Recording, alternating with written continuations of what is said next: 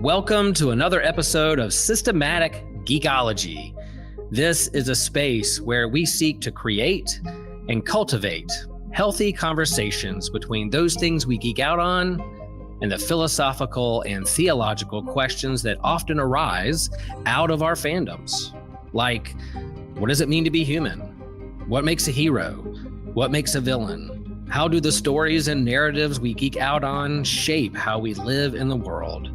We are your priest to the geeks. We aren't all ordained, but we see ourselves as mediators at the intersection of geek culture and going deeper in our faith. We don't always have to agree, but we do respect each other, and we see everyone as a beloved child of God. Everyone geeks out on something, so come geek out with us and enjoy the show.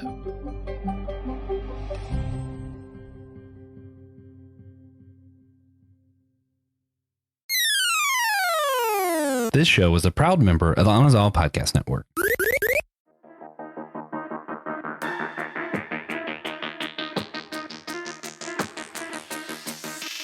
Would you throw yourself into oblivion to save your friends and family and also the entire galaxy?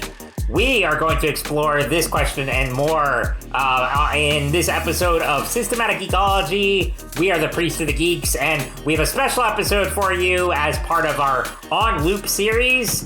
This has been a bonus series we've been doing exclusively on our main feed, where we look at different examples of time travel. And in this one, this is a fun one because it's a sort of time travel, sort of not, but we're going to get into that. But we are looking at the finale of Star Wars Rebels, and we're specifically talking about Ezra and Ahsoka. So I'm really excited to get into this. But I am one of your hosts, Kevin Schaefer. I am here with fellow geekologist, fellow Star Wars buff, Evan Garcia. Evan, how are you tonight? It's a good day. It's a good day, and hey, we get to talk about Star Wars, you know. Yes, I mean, never a bad time for watching that. Star Wars. Yeah. Right? Oh my gosh, as we're recording, Evan and I were just talking about the new Darth Maul series, which we'll be talking about more in depth in another episode, but the first two episodes just dropped, and this is peak Star Wars right here. I mean, we've been spoiled with Andor season 2 and now this, and then we got the Mandalorian movie coming up, but so much Star Wars, but this one is really exciting. I mean, this is a fun one to talk about tonight because with Star Wars Rebels, like, my avatar for the show is Kanan Jarrus from Rebels, so we'll get into how much, what the show is and what it how it relates to the series. And right if you want to find out more about the On Loop series, just check out the show notes. You can find the whole playlist there. We got some really good episodes about Interstellar, Cable from X-Men, Back to the Future, some really good stuff there. So but this one again will be the Star Wars Rebels finale, so very excited to talk about this. And so let's get into it. So Evan, I know, we've talked, Star Wars many times, but looking specifically at Rebels and thinking about the series finale, if we had just finished this show, we're sitting on the couch, Evan, what is your reaction to this finale and to the series as a whole? When it first aired or now? Let's pretend just now, like you just gotta, I got done with it. Okay. And I would love to comment, when it first aired, bring to aspect of those feelings as well. If it came out now, or probably if I saw it now, and I'll be like, dang, I finally saw it, and it's a totally worth seeing, So I would have been proud and to check off a part of the Star Wars bucket list, But when that first came out, I am not gonna lie, I was still bitter that they canceled the Clone Wars. So I would have been like, okay, cool, but give me Clone Wars. 100%. And see, that's the thing about it's an important context for this series, because I think for a lot of fans of the animated shows, one of my best friends who has seen every episode of Clone Wars and Rebels, but he watched them after it was all done on Disney Plus, like in the last few years. And so I think there's a lot of fans in that boat, but people don't realize, the history here with it all started with the Clone Wars movie that was in theaters in 2008. And then the series started shortly after that, went on for multiple years on Cartoon Network. And then yes, it got canceled, and it got canceled. This was long before the actual final season that they made on Disney Plus years later. Right. That was after Rebels had concluded as well. So Rebels came after the initial run of Clone Wars, and this is before that. Final season we got with Ahsoka and fighting Maul and the connections to Order 66, all of that. That was years later. So it's a really good point. Rebels came along and it's like, yes. So, great show, but it's like, but there was those lingering of like, oh, I really want them to finish out this story, and thankfully we would get that conclusion, but we had to wait a while. So that, Evan, you were a devoted fan watching it as it aired. For me, I did watch it later. I remember, I think I saw like an episode or here and there, maybe in college, of Rebels, like on Disney XD, but then at a certain point, I don't know if we didn't have it or what, but I lost track. Now I'm able to follow the show there. So then I watched it on Disney Plus years later. Sure. But it's one of my favorites. And if you had to kind of summarize the series, and we'll get into the finale specifically, but if you had to give kind of an overview of what Star Wars Rebels is for people who haven't watched it, how would you describe it? I would say that Star Wars Rebels, it shows the formation of the Rebel Alliance and how they got organized, but they focus on a small crew, kind of equivalent to Firefly or something like that. And it's a hodgepodge crew that comes together to learn from each other, and they grow, and they just so happen to start the rebellion. No, absolutely.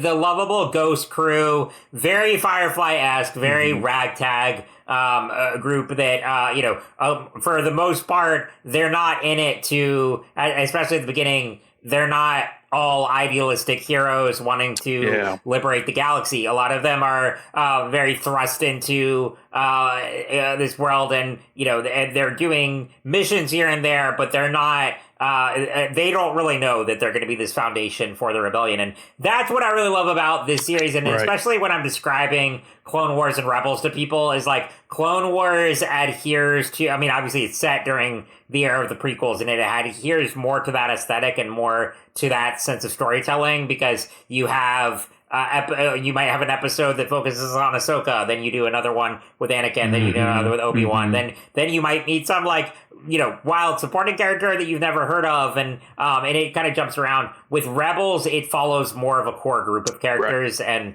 lays the foundation for exactly what would become the rebellion. And so you have Kanan Jarrus, you have Hera, you have Ezra Bridger, who we're going to talk about a lot tonight, and then Zeb and Sabine, everyone's favorite droid, and then Sabine, Chopper, favorite war criminal, Chopper. Favorite war criminal droid. No diss to R2 and C-3PO, but Chopper. That first episode when he kicks that droid out, like, geez, okay, yes.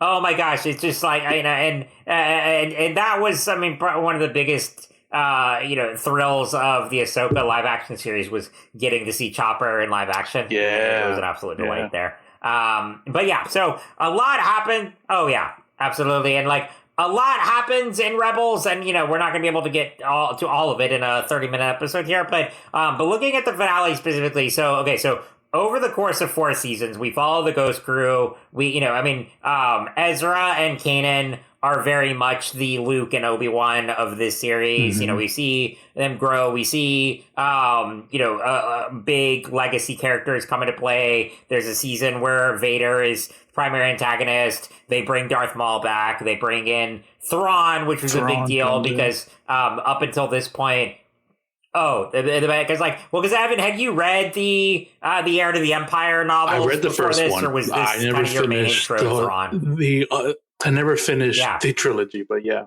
Sure.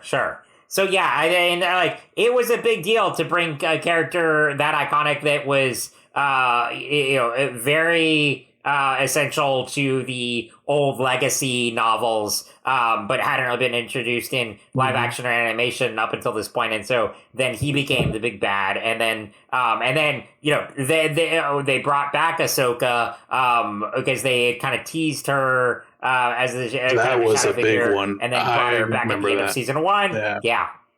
And did you see that coming as far, because what was the code name? Fulcrum. Fulcrum. That they had given her. Fulcrum. That's correct. That's right. So yeah, they tease that they're as this rebel ally, kind of Fulcrum is teased throughout, and then they finally reveal at the end of season 1 that it's Ahsoka. Evan, when you were watching it, did you have any inclination that Fulcrum might be Ahsoka, or was that a big surprise for you? Yes, I was like, that's probably Ahsoka. But then back then, the podcast Rebel Force Radio, they took it into their quote unquote sound lab, and they adjusted that voice transmission, and they slowed it down, and then they kind of tweaked it, and then you can clearly hear Ashley Eckstein's voice that plays as Ahsoka. So they were the ones that that's pretty impressive. Yeah. Okay. Now, granted, I do not have that much time on my hands, but I admire the intense effort there of a podcaster to do that. So that is cool. But no, because this Ahsoka is really important to talk about in leading up to the finale, because she's in primarily season 2. They go on many adventures together. The seeds of the rebellion are being planted, and then at the end of season 2.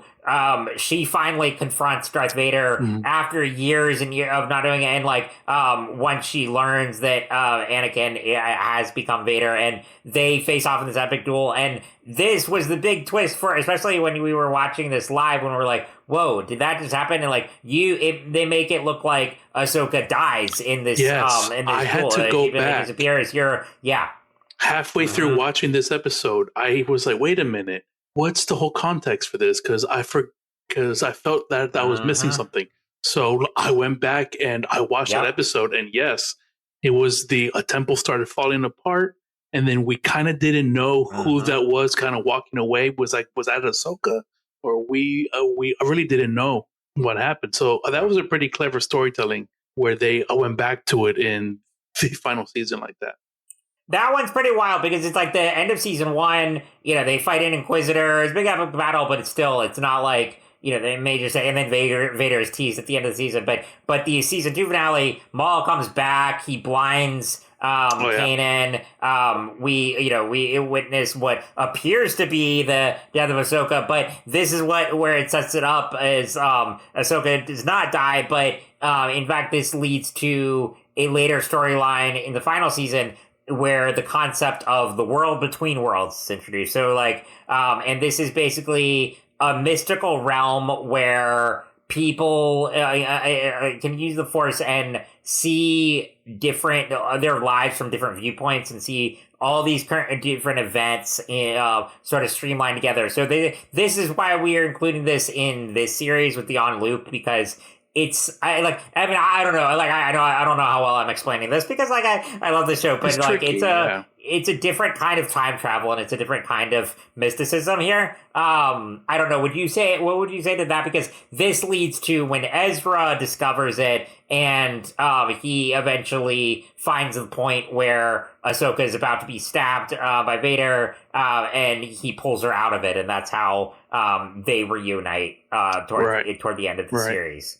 Right. Yeah. No. It it's definitely one of those things where it's you don't know if it's one of those things where you're like, is it a dream or something? Because around this episode, they were teasing, and a part of the way that they got into this Jedi temple to get into the world between worlds is they had the family from the Mortis arc, and that's a very weird and trippy episode from the Clone Wars. So they kind of went ahead and they used that aesthetic of we don't know if it's real or not to give us a Star Wars version of time travel, to where, like you said, where you go to this place and there's these different portals that show you different parts of the Star Wars timeline. I guess it's a different shatter points, if you will. Yeah. From and Legends. It was something also.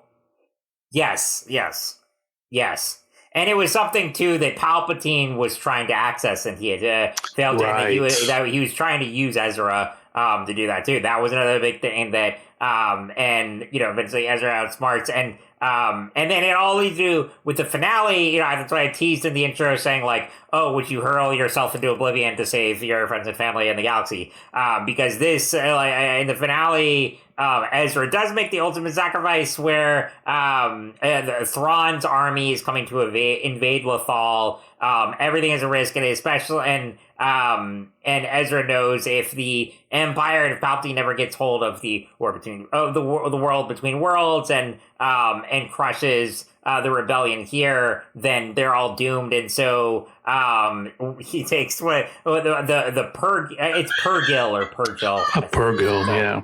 The Purgil, yeah. The basically giant space whales. He it's easier to just say that. So takes the space whales and goes with them to take over Thrawn's ship, but he knows that he's not just sending Thrawn away. He has to sacrifice himself and be as we don't know at the end of Rebels, like, is he dead? Is he still out there? But he essentially disappears from this galaxy and is taken far away so that Thrawn can be imprisoned elsewhere. And that sets up the Ahsoka series, because at the end of Rebels, it's set up as Ahsoka and Sabine will lead the search for Ezra and eventually find him, and that sets up that series. And so I know I'm kind of going all over the place. Like I said, Rebels is kind of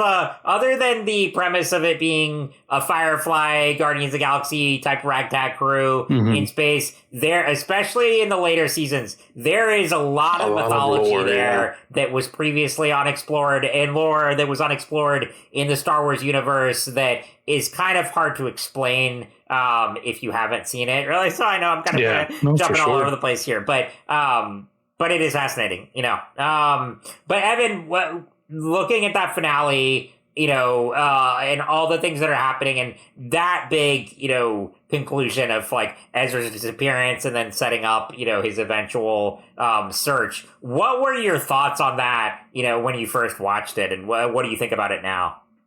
When I first watched it, I was just like, okay, I can see this. And then when I was first, when I was noticing that they were doing the weird time travel version, a Star Wars version of time travel, I was kind of hesitant. But then when they used it to teach Ezra the lesson that Anakin couldn't learn, I was like, okay, that's pretty smart to teach a main character what's the heart of the series. I think it's worth the mechanism that they used, even though it's kind of clunky and it's kind of cheating somewhat. But I liked it in the sense that it gave him the confidence to take on Thrawn in that way that he did, and he did it. And the way that he did it was such he learned from that moment and from Kanan to let go and to do the right thing usually. So yeah, the space whales are fun though. I like that. Yeah. And I mean, for me, I think. I just in time travel in general, I'm not all. I was on the Back to the Future episode. I love Back to the Future, of course, but like I'm not a big time travel fan, because ultimately, I mean, it can be very a cheat sheet, for storytelling, and it's also can lead to things that are very convoluted. I kind of like more simple storytelling, and I like there to be stakes. I like there to be, legit rules and, a clear logic for how things unfold. So I'm not as big. And, when they first introduced this concept, I was like, okay, that's a lot to take in. And we're not even talking about like the Mortis saga and how that ties in. Because that's a whole other thing too. Still don't know much but yeah. Right. And I mean, yeah, there is Star Wars theory and a bunch of other podcasts and stuff, can go much deeper into this stuff. But yeah, I mean, I always love Rebels, though. I mean, I just like the core group of characters so much. But I think, if anything, the finale, there is a lot to be left desired. And, some of it, I think, plays out well in Ahsoka. Some of it doesn't. I guess one of the, we're talking about Ezra and Ahsoka here. I really like Ezra's journey. And Ahsoka is one of my all-time favorite Star Wars characters. But I think the one thing that they kind of introduced in the tease here, but then they didn't really follow up, is like they have Ahsoka be like Ahsoka the White as she comes back after all this time gone and I kind of resurrected. And they didn't really build on that. They went back to her kind of gray aesthetic in the Ahsoka series, Mandalorian and all that. I kind of wish they had stuck to that, because it was very much a Gandalf mirror there, and I think that would have been cool to follow up on. But yeah, so there's a lot of interesting concepts. For a series finale, it's a lot to absorb, and it's both a conclusion, but it's also leaves a lot lingering. Yeah. But yeah, so it's I would say I enjoy the earlier seasons a little more. But I still really like the finale, and I just hope now that, because Ahsoka, that like season 1 was a lot of setup for things to come, because spoiler alert, but Ahsoka and Ezra, Ezra does get freed, but also Thrawn gets freed. They set up the big return of Thrawn and the big battle there, and I think they're still building toward that, but we don't know, and we haven't got as many updates lately. Yeah. So I just hope that they are able to tell that story and tell it effectively. So we'll see how that goes. But awesome. Well, Evan, I know these are shorter episodes, but is there anything else you want to say just about? I guess the only other thing I want to say too about like Ezra is, like I said, he's very much like the Luke parallel in this series. But it's funny because I watch Screen Crush all the time, and Ryan, the main host on there, he loves Clone Wars, he likes Rebels overall, but he kind of like always hated Ezra as a character, saying like it was just a Luke ripoff. It was kind of, but what I find most compelling about Ezra and about Kanan in particular, and this is why like he's my avatar, is like you have these Jedi and what it's like for them to be completely devoid from the Jedi Order, because even Kanan, yes, he was a Padawan raised in that, but he was not there for long. What I really like about their relationship is, Kanan is having to train a Jedi reluctantly a lot at first, but you get to see what it's like for someone who was never part really of the Jedi Order, who was a kid when Order 66 happened, and now he's trying to figure that out. And when they're detached from the more dogmatic ways of the Jedi, I like seeing that relationship evolve. And I think each of them really do. I don't think they're just an Obi-Wan and Luke parallel. Like they really have their distinct personalities, and I like how their relationship evolves, and I like the actor who plays him in both in Rebels, but also in the Ahsoka series, and I'm really interested in what they'll do with him there. Yeah, they did almost a continuation of what Luke and Yoda taught, or what Yoda taught Luke, and they get kind of blunt with it, like when they bring up the fact that like they don't know what do or do not means. It's like, yeah, Yoda used to say that all the time, but I have no idea what that means, So it was a cool, right, real world example of how the in-universe characters can grow and still learn these same lessons, but in a different way that makes them unique. No, absolutely. I think Rebels can really be viewed from a different lens, and if you're a big fan of the original trilogy and you haven't checked this out, and definitely check out Clone Wars, check out this, and now check out the new Maul series, because oh my gosh, it's so good. only 2 episodes in. But a lot of great Star Wars out there. But yeah, so that's a little bit on Star Wars Rebels. I know we could go even much more in depth, but this is always fun to talk about. And once Ahsoka the series comes back, we'll have more to say about that. And I hope that gets going pretty soon, because I am really looking forward to seeing how this story continues to play out. So we'll see. And a Balin Skull, man, he's one of my favorite characters. Yes, absolutely. A lot of good characters in this show, and I love Zeb, I love Sabine, but yeah, good stuff. So awesome. Well, Evan, before we close out, so if you were stuck in a time loop with any of your friends or family members, I want to ask, who would you want it to be, and what movie or show would you all be watching on repeat in this scenario? And I had to think about this one too, because I think when we were doing the Back to the Future one, I was trying to think of a movie, and even some of my favorite movies, I'm even the best ones, I don't know if I could watch on repeat all the time. So I'm gonna go with a show for mine, but I think so my sister is a big Friends fan, and I like Friends, but I was always more How I Met Your Mother, and I don't think she's ever watched it. So I think I would have my sister in a time loop and show her How I Met Your Mother, and I think she would love it, because but yeah. So that's my, because they I like Friends, cool. But I think How I Met Your Mother is the next level of that, and it just and that's one of my main comfort shows. I always love it. But Evan, what about you? Who are you gonna take, and what are you gonna be watching?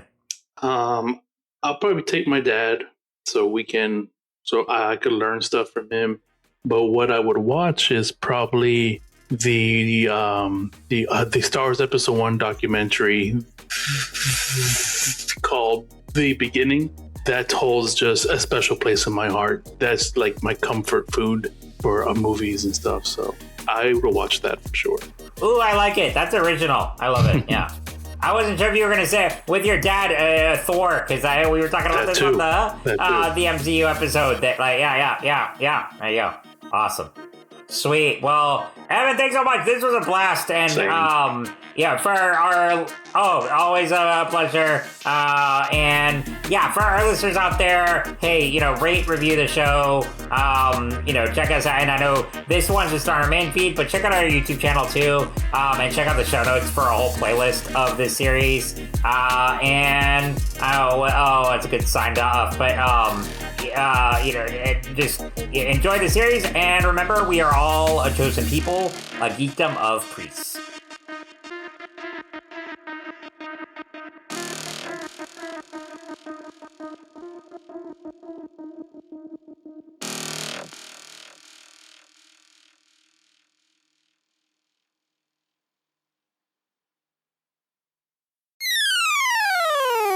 Thank you all so much for your time listening to this episode. If you want to help sponsor our show, but you can't quite do the membership thing, commit to that once a month payment, good news, you can leave a donation on our Fourth Wall website. You also can get some free content over there. So if you don't have the money for the membership, but you still want to hear some of the extras and bonuses we do over on Fourth Wall, there's an option for that. If you want to support the show without that commitment every month, again, you can donate over there. Every little bit helps. Our show has a lot of needs when it comes to equipment, when it comes to going to some of the events we want to go to, advertising, getting the word out about our show. It takes a lot, and we really appreciate each and every person who's able to help us do it, even if it's something free, just like the free membership or leaving a rate and review on our site. Every little bit helps. Your time listening to this helps, and we appreciate all of you. We're so proud of the community we formed over at Systematic Ecology, and we're very happy and we're proud that you're a part of it. Thank you so much for your time and for being a part of this community. This show is a proud member of the Anazal Podcast Network. Other shows on the network include Be Living Water, where Joshua Knoll discusses various topics from a Taoist Christian perspective, inviting listeners to imitate Christ and be water, beneficial to all and a conflict with none. Friday Night Frights, Day and Christian Ashley discuss all things frightful, from UFOs to the paranormal to serial killers and more. Kung Fu Pizza Party, where Brandon discusses all things martial arts media, delivering high-flying action and wisdom, one slice at a time, all in under 30 minutes. And my other show with Christy Whaley, Theology on the Rocks, where two theology PhDs talk about our lives, the world, and theology, all over drinks, clearly. Come on over each week to hear two besties discuss academic nerd stuff while also banter endlessly, especially if wine is involved.